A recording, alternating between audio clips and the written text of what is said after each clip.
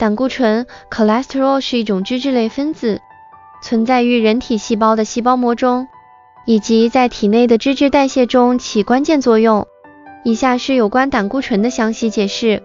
一、化学性质，胆固醇是一种脂质，具有多环结构，由碳、氢和氧原子组成。它是一种脂质醇类，与脂肪酸和脂肪一起构成了人体的脂质组成。二、生物学功能，胆固醇在人体中具有多种生物学功能，包括构建和维护细胞膜的结构，合成激素如雌激素和雄激素，合成维生素 D， 以及协助消化食物中的脂肪。它还是胆汁酸的前提，有助于消化脂肪。三、来源，胆固醇可以由人体内部合成，尤其是在肝脏中。此外，它还可以通过食物摄入，特别是富含饱和脂肪和反式脂肪的食物，如红肉、黄油、奶酪和加工食品。四、两种类型，胆固醇分为两种主要类型，低密度脂蛋白胆固醇 LDLC 和高密度脂蛋白胆固醇 HDLC。LDLC 被称为坏胆固醇，因为高水平与心血管疾病的风险增加相关。HDLC 被称为好胆固醇，因为它可以帮助清除体内的多余胆固醇。五、健康影响，高血液中的 LDLC 水平与心脏病和中风的风险增加相关，因此控制胆固醇水平对于心血管健康至关重要。这通常包括通过饮食、运动和药物来管理胆固醇水平。总之，胆固醇是一种重要的生物分子，在人体中具有多种生物学功能，但过高的胆固醇水平可能对心脏健康产生负面影响，因此保持适当的胆固醇水平对于维护整体健康至关重要。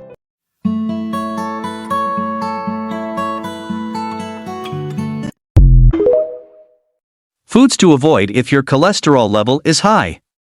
Egg yolk, hamburger, red meat, ice cream, fried foods, margarine, butter, French fries, cheese, fast food, shellfish, microwave popcorn, cream cheese. Drink this to reduce cholesterol and unclog arteries in 1 week. Garlic contains a bioactive compound called allicin, which reduces the production of bad cholesterol. Garlic also clears out clogged fat from arteries and is excellent at reducing blood pressure. Ginger is great for the functioning of the liver, increases metabolism, and regulates blood sugar levels. It also inhibits how much fat your gut absorbs and plays a major role in reducing cholesterol. Cinnamon speeds up metabolism and simultaneously increases insulin levels in the body. This prevents increased storage of fat and enables you to lower cholesterol levels. Lemons have high levels of flavonoids and vitamin C, which help lower cholesterol levels and improve cardiovascular health. In addition to reducing bad cholesterol, this drink will also help you lose weight and avoid heart disease and stroke. Check our Insta for recipe. So let's have a look at cholesterol. It's a good time to look at it because the liver makes cholesterol. And by the way, it makes cholesterol according to the demand our body puts on it. And 80% of the cholesterol that the liver makes is made from glucose. And 20% of the cholesterol that the liver makes is made from fat. Now this information tells us straight away it's not the butter on the bread, it's the bread under the butter that's the problem. And that's what Atkins found. So let's have a look at cholesterol. There are two main types. One is high density lipoprotein called HDL, high density lipoprotein, and LDL. HDL is usually called the good guy, and the reason for that is it's the carrier. So it carries excess cholesterol from the blood back into the liver. That's why it's called the good guy. LDL is called the bad guy. But what you've got to remember is the body doesn't make anything bad. It has a role. So what is its role? Its role is that of a repairer and a rebuilder. So wherever there's damage, you're going to find LDL because it's the repairer and the rebuilder. But it plays another role. It delivers cholesterol to the brain because the brain loves cholesterol. Cholesterol to the brain. Now let me show you something briefly. We're going to look at this in further detail later. Glucose burns at 4 calories per gram. A calorie is a unit of energy. That's what glucose burns at. Whereas fat burns at 9 calories per gram. Can you see why the brain loves fat? Because fat is going to give more than twice the units of energy, and our brain cells, they're consuming fuel fast. Cholesterol. Yes. Foods that lower cholesterol. Okay, let's Starting go. with nuts, Brazil nuts, almonds. Yes. Beans, chickpeas, lentils, great way with the fiber to reduce your cholesterol. Beans, good for your heart the more you eat. Next one is avocado. Avocado, very good for lowering your cholesterol. Berries, particularly blueberries, they are a superfood full of antioxidants and they also lower your cholesterol. Here's a fun one, dark chocolate.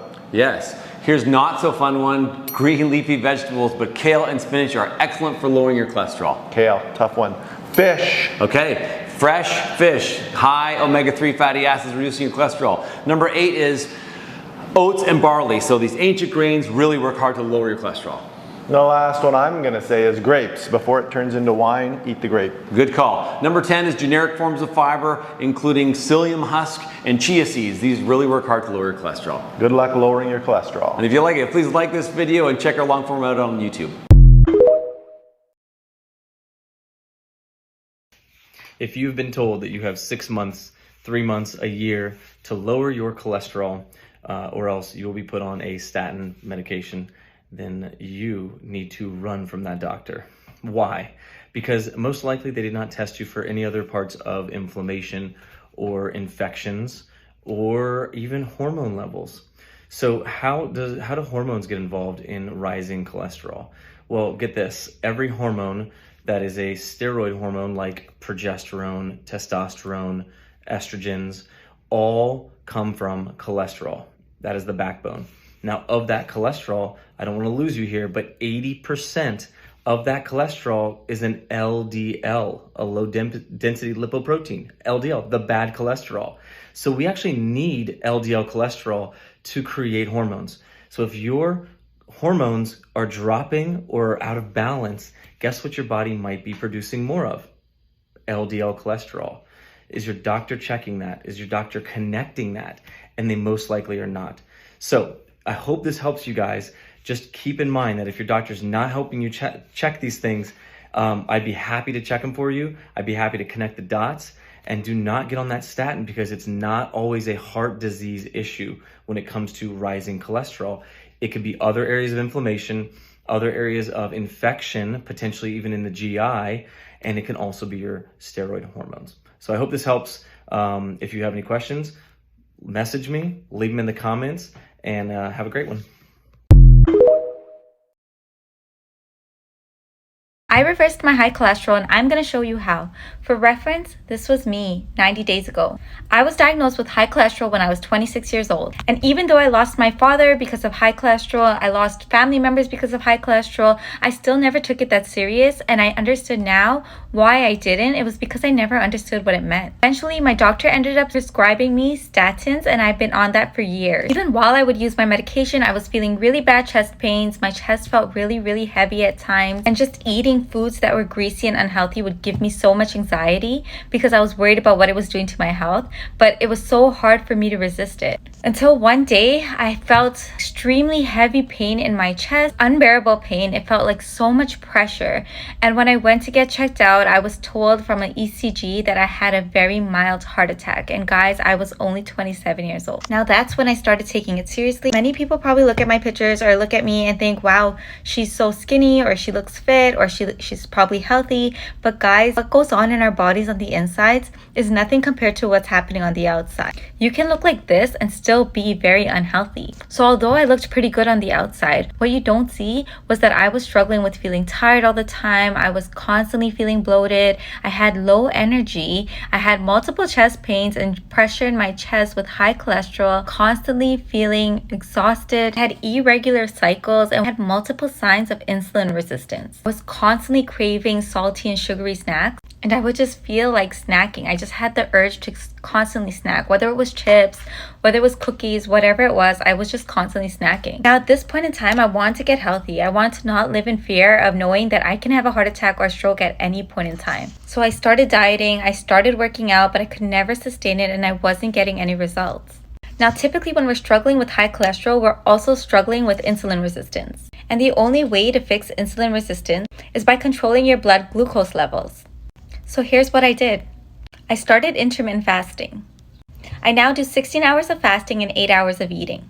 Now what this did was help me keep my insulin levels down. Now when I'm ready to break my fast, I make sure that I have a high protein and high fiber, nutrient-dense meal. Now this will ensure that my insulin levels don't spike and that my blood glucose levels are controlled. Just like many of you, I also find it very hard to resist foods that are high in carbs. Guys, these foods are around us everywhere we go. So what I did to help me with my journey and to help me with sustaining my intermittent fasting and allowed me food freedom was that I incorporated a system called the Feel Great system. I have my Unamate teas in the morning. It doesn't break my fast. It provides my body with all the protein, nutrients, and minerals that I need. And I have my glucose control formula right 10 minutes before my meal. It helps me control my blood glucose levels while providing my body with all the proteins, nutrients, and minerals that's missing from our foods. Now, when I started doing this, my cholesterol levels went from a 8.9 to 6.2, guys. My doctor even said, keep doing what you're doing because my results were amazing. Even with dieting, exercising,